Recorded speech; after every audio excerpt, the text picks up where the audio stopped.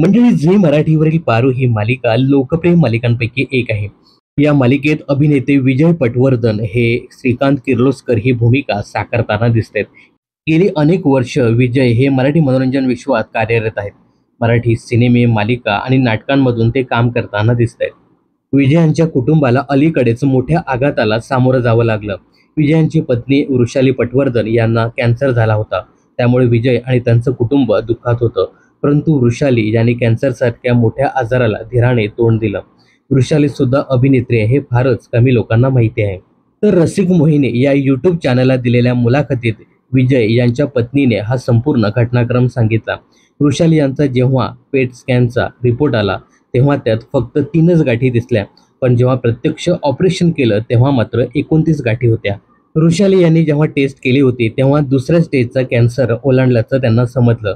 या आजाराला त्यांनी इतकं गांभीर्याने घेतलं नाही किंवा त्या घाबरूनही गेल्या नाहीत.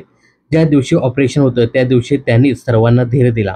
विजय, माझं ऑपरेशन आहे, तुझं नाही, असं म्हणून त्यांनी विजय पटवर्धन यांना शूटिंगला पाठवलं.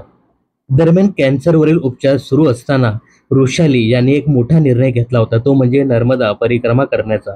या सर्व आजारपणात वृषाली कौटुंबिक, शारीरिक, मानसिक अडचणीचा सामना करत होत्या.